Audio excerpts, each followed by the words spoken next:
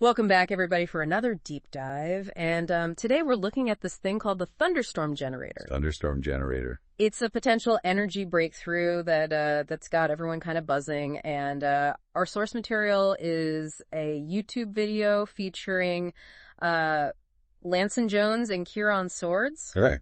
Who are these guys? Yeah, I've never heard of them. So they're two individuals that are heavily involved in the rollout of this technology, and they're claiming it could revolutionize how we power everything, from our homes to our vehicles. Sounds pretty ambitious. It is ambitious. What makes this technology stand out from all the other next big things we hear about in the energy world? Well, for starters, it boasts a 99% reduction in pollution. Wow. Which is practically eliminating emissions. That's huge. And they're also claiming significant fuel efficiency gains. Okay. We're talking 20 to 30%, all while being surprisingly simple to implement. Really? Yeah. So it's efficient, clean, and easy to use. What's the catch? Well, the real kicker is that it's based on principles found in nature. Have you ever heard of sonoluminescence? That rings a bell.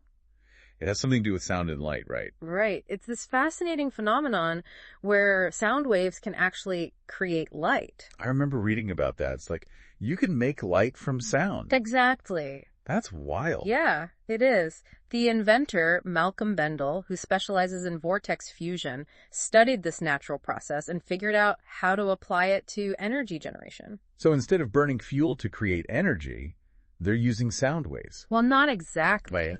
They're using this unique configuration of spheres within spheres. Spheres within spheres. Yeah, think of it like a series of nested dolls. Okay. But instead of wooden figures, they're using metal spheres arranged in a very specific ratio. I'm trying to picture this. So, like a Russian nesting doll, but with metal spheres inside each other. That's the idea. How does that create energy? That's where things get really interesting and a bit mysterious. Okay. They haven't fully revealed the mechanism behind it.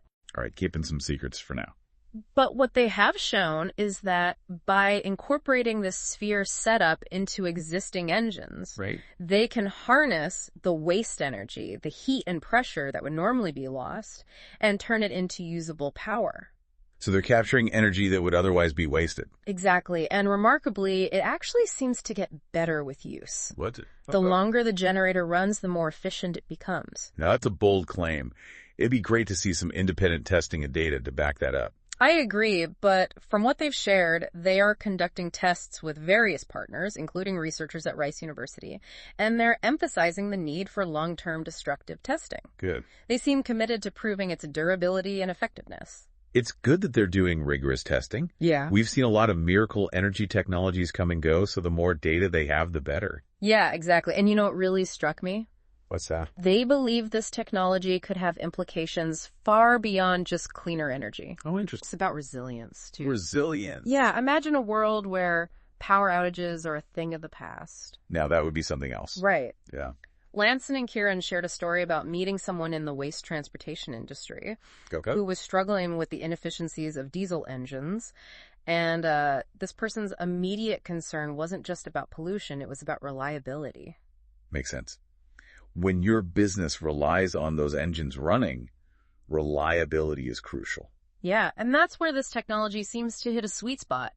They claim it can be used to make generators so reliable that they could potentially keep critical facilities, like hospitals, Right. or even entire communities powered up even during emergencies. That's a powerful vision, especially as we see more extreme weather events and grid vulnerabilities these days. It is. But how realistic is it to think this technology could actually be scaled up to meet that kind of demand? Well, they're already making moves to ramp up production. They're talking to major generator companies like Generac about potential partnerships, and they're pushing for decentralized manufacturing. Remember, the technology is relatively simple to replicate. Right. They're even planning to present their findings to the Texas Air Pollution Committee and state legislators, hoping to get support for wider adoption. That's smart. Getting policymakers on board early could be key to their success. But it also raises some questions, right, about potential regulations and how this technology might disrupt existing industries. Absolutely. And those are the kinds of questions we need to be asking. Is this just hype, or are we really witnessing the early stages of a major energy revolution? I'm curious, what are your initial thoughts? Does this sound like a game changer, or are we getting ahead of ourselves? I'm cautiously optimistic. I think on the one hand, the potential benefits are huge. Yeah. Cleaner air, greater energy independence, more resilient power grids. These are all things we desperately need. We do. But on the other hand, we've seen plenty of promising technologies fizzle out. So it's important to remain skeptical until we see more evidence. Yeah, I couldn't agree more. And that's precisely why we're doing this deep dive. Right. Let's dig into some more specifics and see if we can separate the hype from the reality. Sounds good. I'm particularly interested in their claim that this technology is financially viable even for the average consumer. Yeah, how affordable is it really? Well, they're estimating the cost of the retrofit to be between $500 and $700, Good.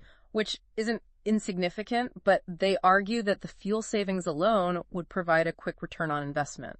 That's definitely compelling, especially with how unpredictable fuel prices have been.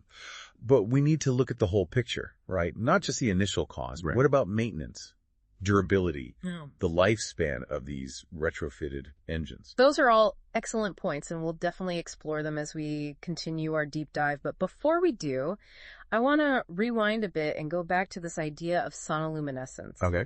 It's such a fascinating concept, and I think it's worth spending a little more time unpacking it Yeah. so that we can understand how it might be at play here. I agree. It's not every day you hear about a technology that claims to harness the power of sound to create energy. Let's dive into that a bit further. Let's do it. All right, so let's unpack this sonoluminescence thing. Yeah. As you mentioned, it's this phenomenon where sound waves, under very specific conditions, can generate flashes of light. Okay. Think of it like a tiny, incredibly localized explosion of energy Wow. triggered by sound. It sounds almost like something out of science fiction. Right. But it's a real naturally occurring phenomenon, right? Absolutely. Scientists have been studying it for decades.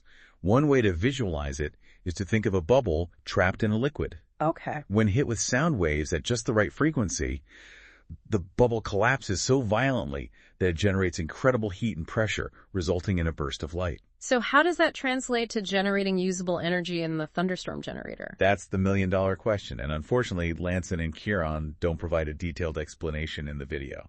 They do, however, emphasize the importance of that unique arrangement of spheres within spheres. Right. It seems likely that these spheres are designed to create a very specific acoustic environment, perhaps focusing and amplifying sound waves to trigger sonoluminescence on a larger scale. So instead of a tiny bubble in a liquid, they're creating a controlled sound chamber within the engine itself, Yeah. using those spheres to manipulate the sound waves and trigger these energetic bursts of light. That's a plausible interpretation, though we need more information to confirm that's how it works. Right. What's particularly intriguing is their claim that the effect gets layered into the engine with each use, Okay. leading to increased efficiency over time. They even admitted they don't fully understand the mechanism behind it yet. That's what really piqued my curiosity. It's like the generator is learning and adapting, Yeah. becoming more efficient as it operates. That's an interesting way to put it. If this self-optimizing aspect is real, Yeah. it could be a major breakthrough. Imagine an engine that actually gets better with age, as opposed to the usual wear and tear we expect. Right. But again, without more detailed data and independent verification, it's hard to assess the validity of these claims. Agreed. We need to balance our enthusiasm with healthy skepticism. But even if we set aside the sonoluminescence aspect for a moment, Sure. there are still some really compelling aspects to this technology. Oh yeah, for sure. They're claiming a 99% reduction in pollution, which, if true, would be a game changer for industries like transportation and power generation. Absolutely. And remember, they're not just talking about reducing emissions overall. Right. They're specifically highlighting the reduction of carbon monoxide, a particularly dangerous byproduct of combustion. Right.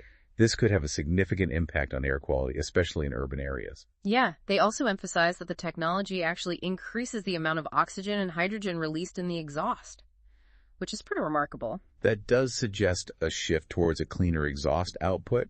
And while hydrogen can be flammable if managed properly, it also has the potential to be a clean energy source itself. Right. It's an interesting detail that warrants further investigation. It is, and let's not forget, the potential for increased fuel efficiency. Right. They're claiming gains of 20 to 30%, Wow. which could translate into substantial cost savings for businesses and individuals alike. We can't underestimate the financial incentive for adopting a technology like this. No. In a world where energy costs are a major concern, The promise of fuel savings could be a powerful driver of adoption. They even estimated that for a car, the fuel savings could pay for the retrofit in just a few months of driving. That's a bold claim, and it'll be interesting to see if it holds up under real-world conditions. But if it does, it could make this technology very appealing to consumers. Yeah. Especially if, as they claim, the retrofit is relatively simple and affordable. Speaking of affordability, they mentioned that the cost of the retrofit is estimated to be between $500 and $700. That's not pocket change, but it's within the realm of possibility for many people, especially if you factor in the potential fuel savings. It'll be interesting to see how they approach pricing and financing options to make this technology accessible to a wider market. Yeah.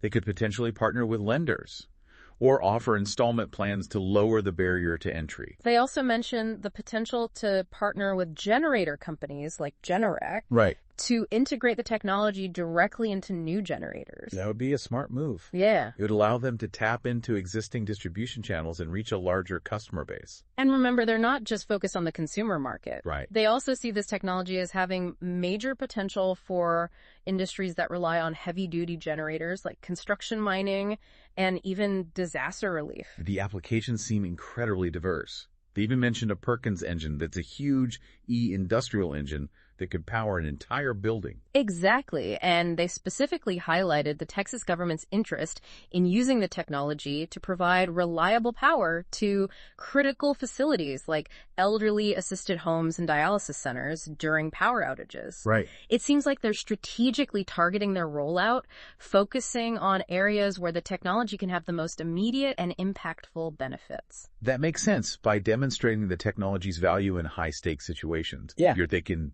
build credibility and gain broader acceptance. Yeah. But let's not forget the bigger picture here. Okay.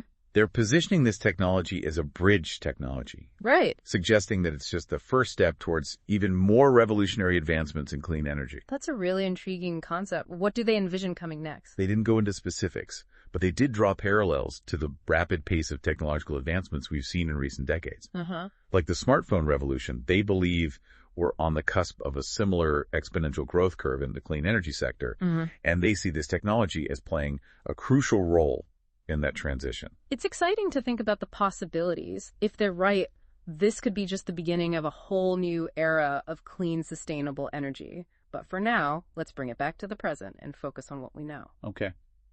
We've talked a lot about the potential benefits, but what about the potential drawbacks?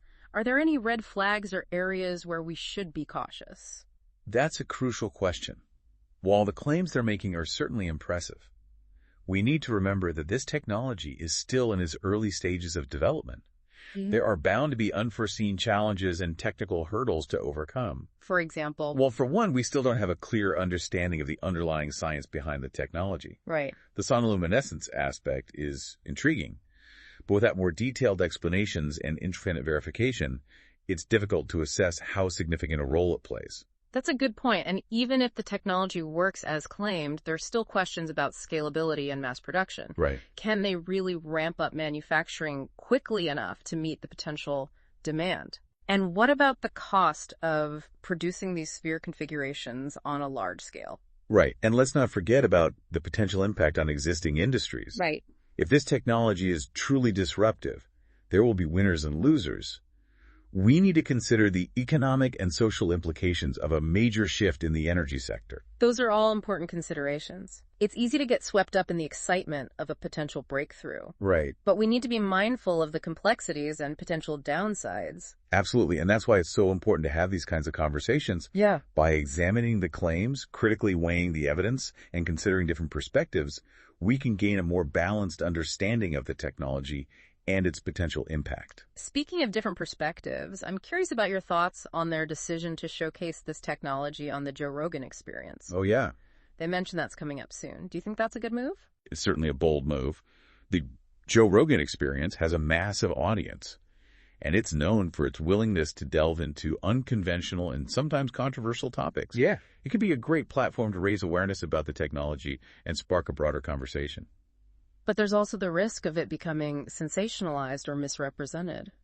That's a valid concern. It'll be interesting to see how they frame the discussion and whether they can effectively communicate the science and the complexities involved. I guess we'll have to wait and see how that plays out. But for now, I think we've covered a lot of ground and laid a solid foundation for understanding the potential of this technology. I agree. We've explored the claims, the science, the potential benefits and drawbacks, and even considered the larger context of the clean energy landscape. And what stood out to you the most? Any particular insights or lingering questions that we should revisit? Honestly, what sticks with me is the sheer ambition of it all. They're not just trying to create a better engine. They're aiming to transform our entire relationship with energy. That's a bold vision, and it remains to be seen if they can pull it off. I agree.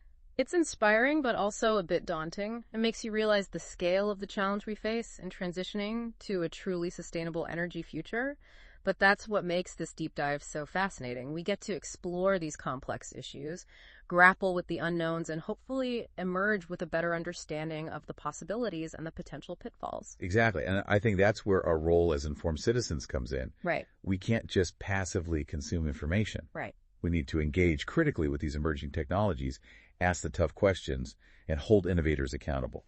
I like that holding innovators accountable. It's easy to get swept up in the hype, but it's crucial to remember that technology is a tool. And like any tool, it can be used for good or for ill. It's up to us to ensure that it's used responsibly and ethically. And that starts with understanding the technology itself.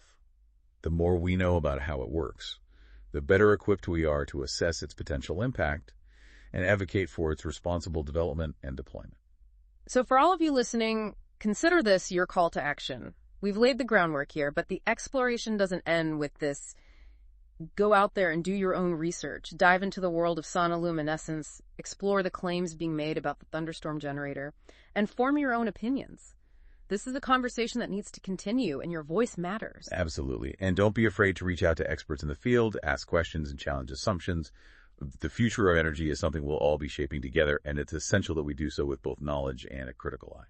Well said. We've covered a lot of ground today, from the intricacies of sonoluminescence to the potential impact of this technology on everything from transportation to disaster relief. But perhaps the most important takeaway is this: the future of energy is not predetermined. It's something we're actively creating through our choices, our investments, and our willingness to engage with new ideas. And the thunderstorm generator, whether it ultimately lives up to its promise or not, serves as a powerful reminder that innovation is happening all around us. There are brilliant minds working tirelessly to solve some of the world's most pressing challenges, and it's up to us to stay informed, engaged, and hopeful. Beautifully put. And on that note of hope and possibility, we'll wrap up this deep dive. Thank you for joining us on this exploration of the thunderstorm generator and its potential to reshape our world. Until next time, keep those minds curious and those conversations flowing.